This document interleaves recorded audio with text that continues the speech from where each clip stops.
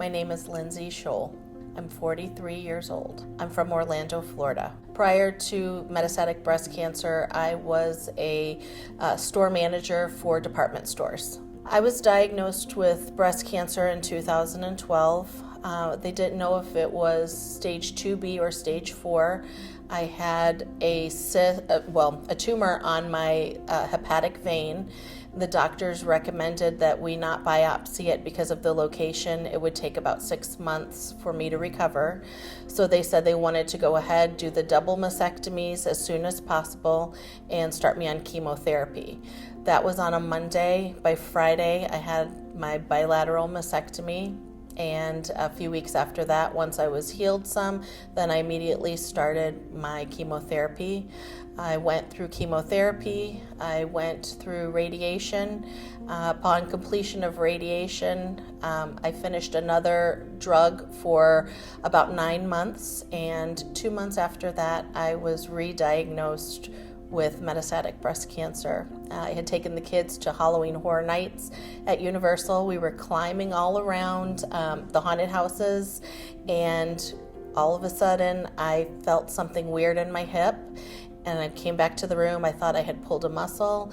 We continued on with vacation. It lasted about 3 weeks, and I went to the doctor for a normal checkup, and she said, "Everything looks wonderful, you look great." At the end of the visit, I said, "Hey, I pulled something in my hip. What's your opinion? Who should I see?" And she got very stoic and said, "We need to go take a look at this." And they took me down to X-ray and CAT scan. And that night she said, "Listen, it has spread to the bones. So we're going to set you up with a PET scan and a biopsy, and we'll get started on treatment."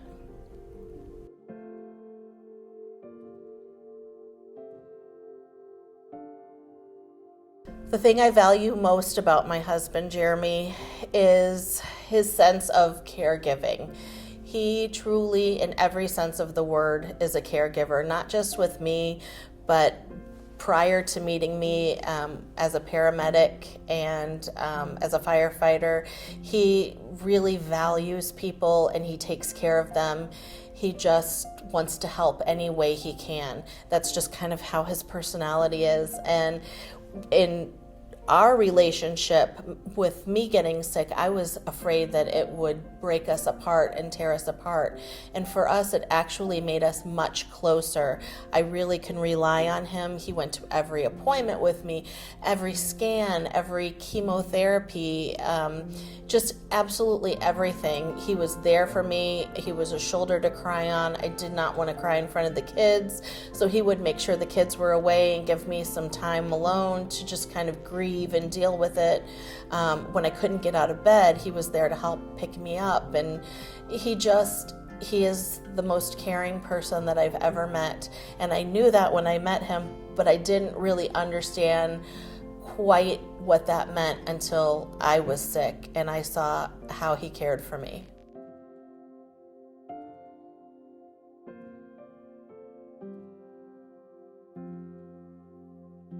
I was helping her at her store, and I remember her coming into our playroom saying, I feel like there's a bruise in my boob, and I don't remember hitting it on any of the shelving or anything, but I'm going to go see my OB on tomorrow.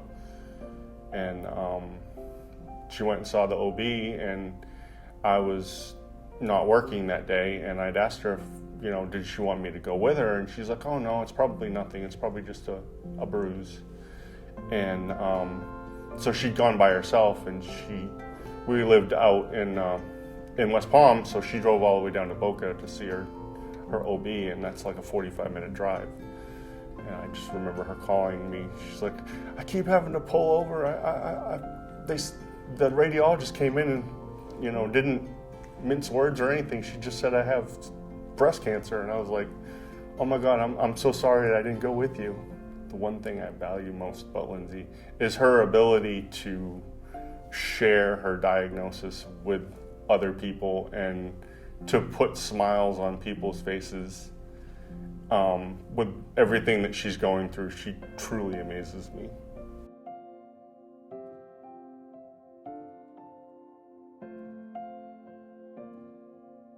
My life has changed completely since my diagnosis. I was a mother of three. I'm still a mother of three. But, I had a career, and I was a career woman. I had a job that I worked, 70, 80 hours a week at. My husband worked. He was a firefighter, paramedic. We had a great life. We were doing really well financially. The kids were happy. Everybody was great. But as soon as I was diagnosed, and particularly after the metastatic breast cancer diagnosis, it was really tough for all of us. There was no way I could work full-time anymore. I was sick quite a bit. I have so many doctor's appointments and treatments and scans, and there's no business that will say, hey, oh yeah, you need Tuesday off, and oh, by the way, I just got back from that appointment and I need a scan on Thursday, and oh, you can take that day off. So I made the decision to stop working and to focus on my health and all of my doctor's appointments. My husband, at that time, we sat down and we decided that, we can't have both be in a job where our lives are at stake. So Jeremy went into the emergency room as a paramedic and started working for hospitals. And I was commuting back and forth from West Palm Beach to Orlando, 2.5 hours for every treatment, every scan, and it was just a lot. So we decided that we were going to relocate to Orlando.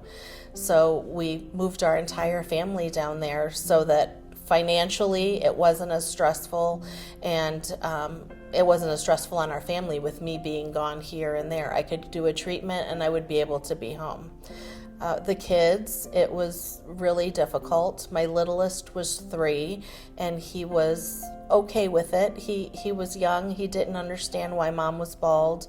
My middle one had brain cancer when he was 15 months old, so he had gone through chemotherapy for a full year with a stem cell transplant. So he understood what I was going through and sympathized. But my daughter, who was a freshman in high school, it rocked her world. She was emotionally withdrawn. She was very sad. It hurt for her, and I hurt for her. So it changed our family dynamic. My mother moved in with us and, helped take care of the family when I wasn't able to, and she continues to this day to pretty much stay with us all of the time as that support and that help. So if I'm running late at a doctor's appointment, or if I need an additional scan, I have somebody to help me with kids, and I'm not rushing around trying to figure out where I can fit this scan in because I have a soccer game or I have to pick someone up at school. So we've changed completely. Emotional support from my family, definitely. My mom, my kids, my husband, other family members. I can be emotional with them and not feel guilty. I can cry in front of my kids now, and they understand and they sympathize. And I think that's a skill that they can take out into life with them. So I can be vulnerable now with them.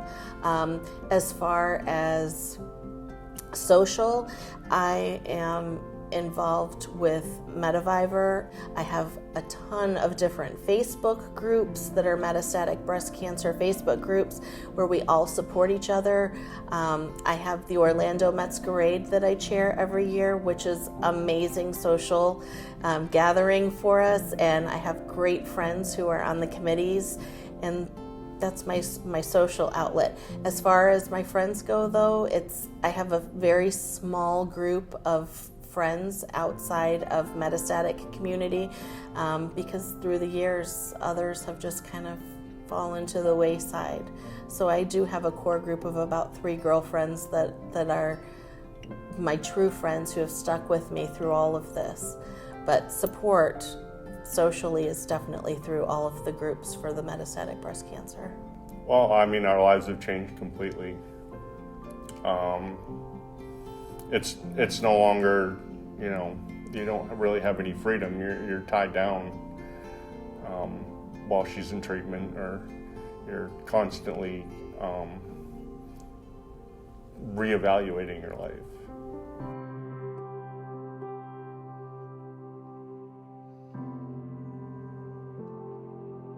I think I want people to know that when you have metastatic breast cancer, you can look great, but not feel great.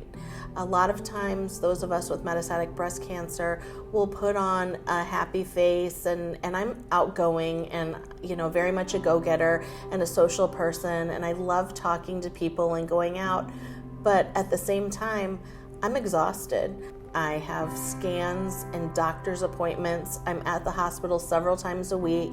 My bones hurt, my joints ache, I'm nauseous, I've gained weight. I'm tired. I don't feel very good, but I have learned to cope with this disease as best I can. And I'm lucky that I'm able to.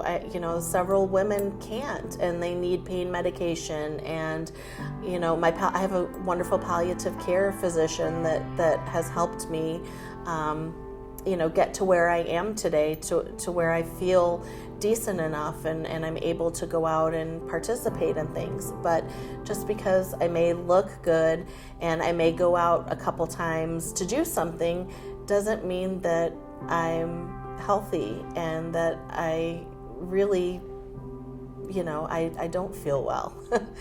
But it would be nice if someone would just say, I know you're going through so much. I'm so proud of you. I'm really proud of how you're handling all of this, and I really love you and I care about you. But so many friends don't know what to say, and all they can say is, oh, well, you look great. And then slowly but surely they fade off into the sunset and they're not there anymore. And cancer is a scary thing. And knowing that you're going to lose a friend and someone that you love and care about is a scary thing. But it would just be nice for once for someone to stand up and just say, you know what, I'm here to support you with what you need. I'm proud of you. I love you. I'm going to be a rock for you. I think for me, seeing metastatic breast cancer research coming more and more to the forefront and people finding out about how it has not been funded in the past, and how at the events that I go to, more and more people are talking about it, and now there's commercials on TV about it, and there's research being done, and meeting the researchers that are out there that have such phenomenal ideas, and knowing that my son is going to be one of those one day and hopefully, save someone else's life. That gives me a lot of hope. And I think being with my family and just kind of spending time with them and seeing everybody smile and have fun and not think about that I'm sick all the time gives me hope.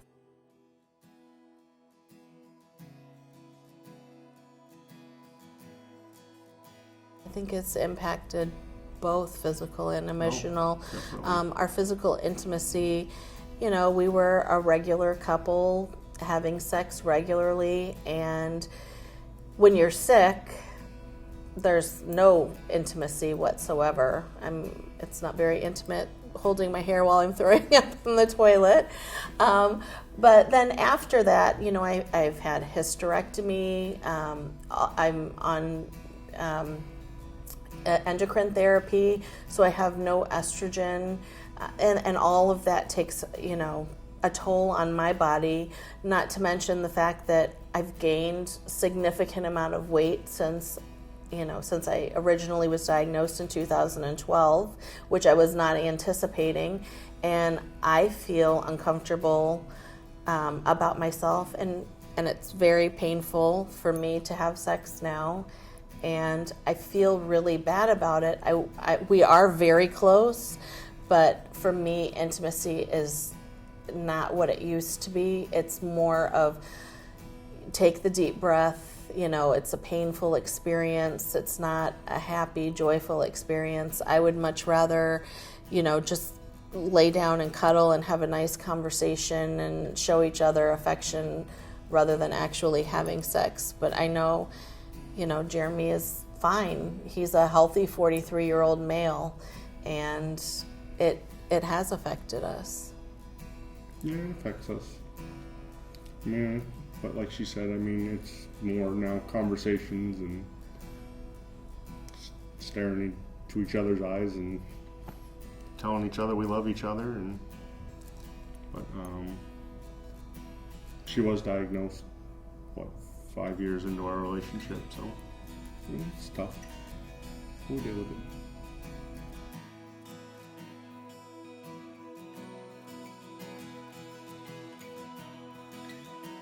For the struggles that I have personally, I don't want to tell anybody, like when I get up in the morning, I feel like I'm 80 years old. My joints hurt, my bones hurt. I'm nauseous quite often from treatment, but I have kids that have to get ready for school. Jeremy may be at work. I deal with it. I get up and, I push through it. I'm tired a lot in the afternoons, but I don't have the luxury of being able to go lay down and take a nap, and I don't complain or say anything to anybody. It's just, I keep that to myself. And occasionally it will get to the point where I've internalized it so much and I haven't communicated that I will get crabby and kind of snap and say, well, you guys don't realize that I'm sick. And it's kind of funny because it's hard when I see other people and they're like, you look fabulous, you look great, oh, you're finished with treatment. No, I'm not finished with treatment, but thank you, I appreciate that I look well. But sometimes I take for granted that my family feels that way about me because I don't vocalize it, because I don't want it to be the focus of our family. Yeah, like she says, I mean, I think she internalizes a lot of stuff. But I'm busy between working, at the hospital or working at Universal and going to school on top of all of those things. So she just, she is the rock and makes our family run. But I do feel bad that my time management is lacking. I could help her out a lot more.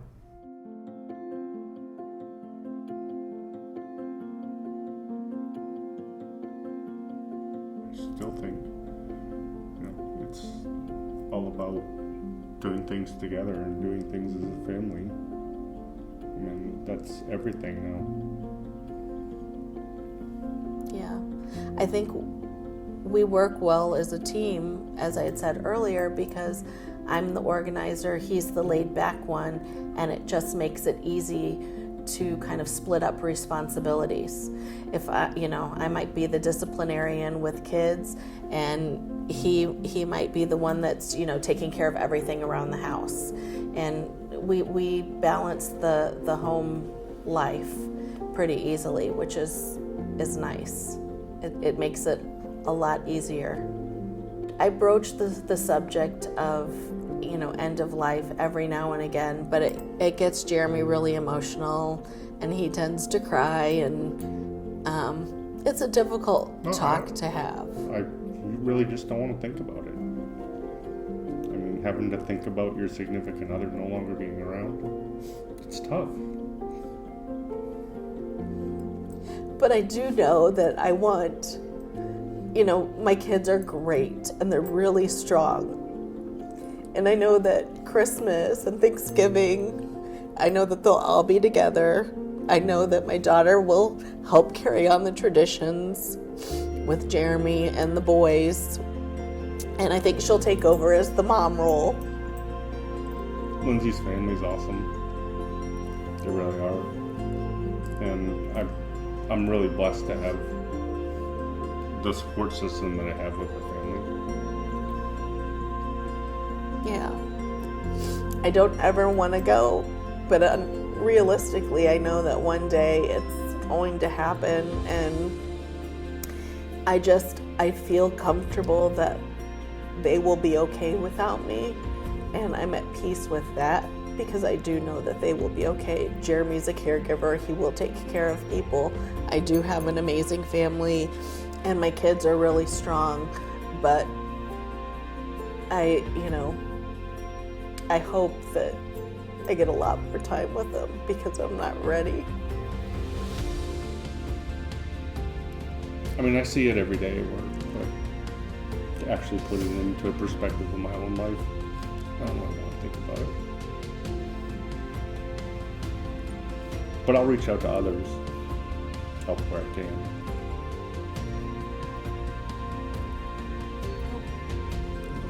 I love you too.